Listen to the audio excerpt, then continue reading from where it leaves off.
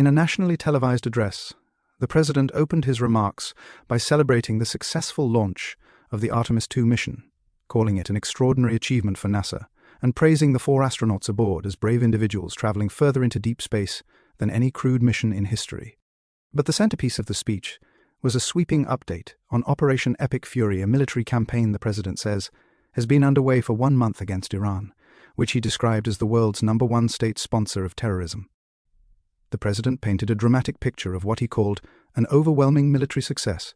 According to the address, Iran's navy has been destroyed, its air force dismantled, and much of its senior leadership, including figures tied to the Islamic Revolutionary Guard Corps, killed. He claimed that Iran's missile and drone capabilities have been sharply degraded and that its weapons factories and rocket launchers have been largely wiped out.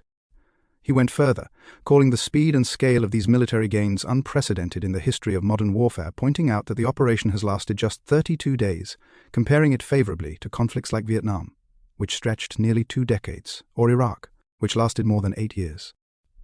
The president framed the entire campaign around a single core objective: preventing Iran from acquiring nuclear weapons.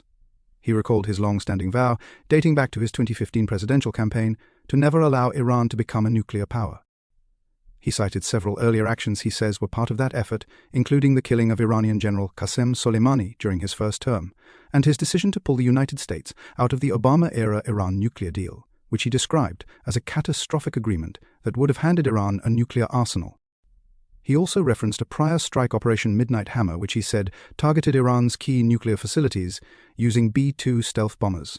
But he explained that when Iran attempted to relocate and rebuild its nuclear program elsewhere, he authorized the broader Operation Epic Fury to follow through.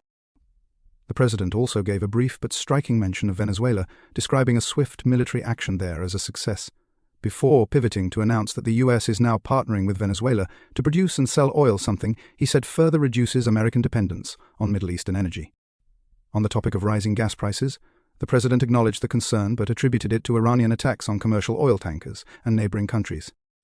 He insisted the disruption is short-term, pointing to what he described as record-breaking American oil and gas production, claiming the U.S. now produces more than Saudi Arabia and Russia combined. He also told countries that rely on oil flowing through the Strait of Hormuz to step up and protect it themselves, saying America will be helpful, but that those nations should take the lead. He predicted that once the conflict ends, the strait will reopen naturally and prices will come back down. The speech also carried a somber note. The president acknowledged 13 American service members who have died during the operation, saying he traveled twice to Dover Air Force Base to receive their remains and meet with their families. He said the families, without exception, urged him to finish the mission. Looking ahead, the president said the military's core objectives are nearly complete, but that intense operations will continue over the next 2 to 3 weeks.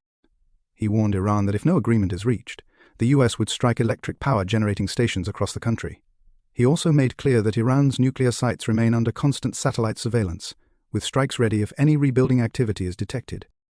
He noted that while regime change was never an official goal, the deaths of Iran's original leadership have resulted in a new group of officials who he described as less radical and more willing to negotiate. The president closed with a call for unity and optimism, telling Americans that they are on the edge of eliminating what he called a rancid and decades-long threat to U.S. security. He said the world is watching, and that when it's all over, the United States will emerge safer, stronger, and more prosperous than ever before. May God bless the men and women of the United States Armed Forces. And may God bless the United States of America.